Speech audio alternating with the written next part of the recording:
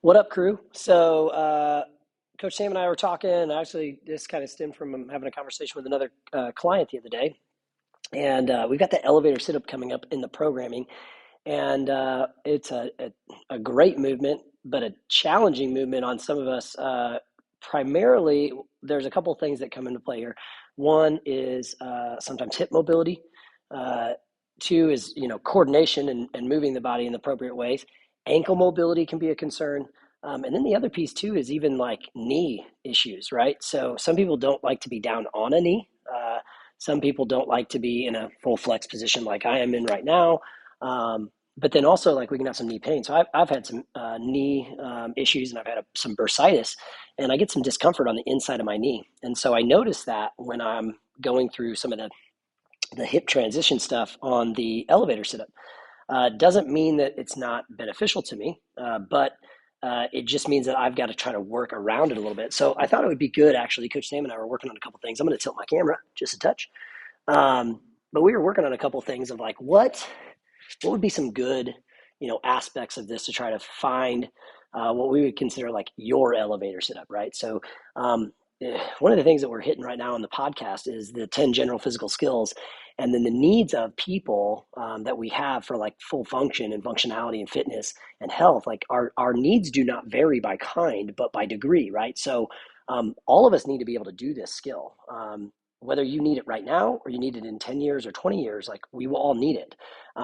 But by the degree in which we need it kind of varies. And so, anyways, I kind of show you what we're talking about here. So with that elevator sit up, Coach and I were talking, like one of the things here is like I'm here with that leg tucked, okay, and this foot out in front. And when I come up, I'm coming up to that shin. So that transition of from the butt to the shin, okay, which totally fires our glute and our posterior chain. But then this motion here is usually, that tucked position is usually what kind of fires up the inside of my knee. So if you have some inside knee pain here, you're going to get fired up here. One thing you can do to modify that is you can actually bring your foot out a little further, okay? Now the transition takes a little bit more because now I got to get more umph. You notice how I'm too far out, so there's a happy medium there. But one of the first things you can do is just put a hand on the ground, okay? So put that hand on the ground and then get to that position.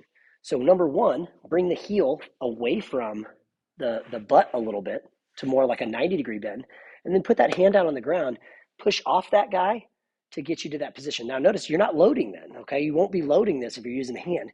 Then I would transition that foot back and press up, okay?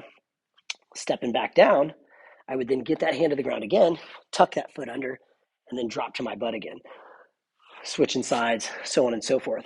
But that really helps to solve some of that knee discomfort. The other piece here is maybe you have a hip mobility issue. So one thing that we even talked about is, one option could be that we work on some hip mobility as a precursor to getting you to that. So one of the things that we've done before in some mobility is a 90-90. So I'm working on dropping that knee down. Notice how this foot's here, and I could actually work to here, okay? So I've got both legs on the ground, and I can still use that hand, okay? I could then switch sides and work on this side too, okay? But it's keeping both of my legs in contact with the ground, okay? That's an option there to work on hip mobility. It's not necessarily the progression that we would work to get to the elevator sit-up, but more of an accessory piece there. So it could be an option for some of you. You're still going to have a demand on those knees, though, as we go here and here. So we've got to be prepared for that knee position. If that's a painful position for you, this just may not be an option for us either. The other option here, again, you can notice here, when I'm here, I've got that foot out here. I can actually work to that hip position here and transition up out of it. I know I'm popping out of my frame a little bit, but I knew I was going to be on the ground, so I just want to keep this kind of low key. The other alternative to this is what if that tucked knee position just doesn't work for me? It doesn't work for me because of pain or mobility or a piece there, and I just can't find my area to get to the right position on this elevator sit-up. The next step here would be actually to work from the top down and just work that step back lunge.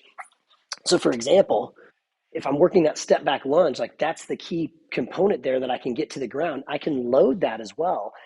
And when I load that, what we want to encourage is we want you to do it with like a slam ball, a med ball, a sandbag, something in front. And the reason why is when I put something in front of me, I can no longer see my feet, but I have to still find the ground.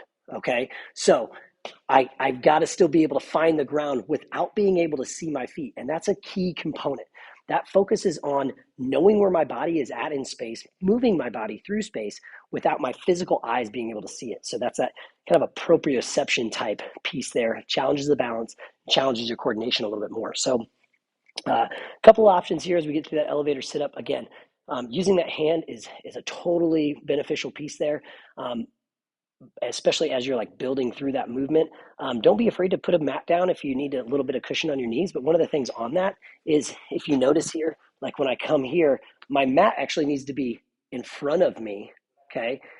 I can't have that on my butt because I'm going to miss with my knee. Because as I come up, this is where I need the mat right here. So actually my butt probably would be off the mat and the mat's going to be kind of in front. Just be careful and be mindful of that other foot though, because I don't want that other foot to kick out the knee. So I would leave that leg on the mat. Okay. This foot maybe is off of it or just towards the edge so that I'm rolling up onto that guy.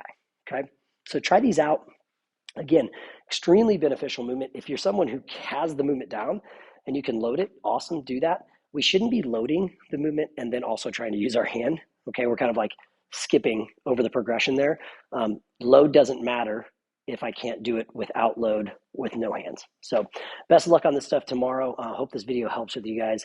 And you can find kind of your version or your piece of that elevator sit up. See you guys.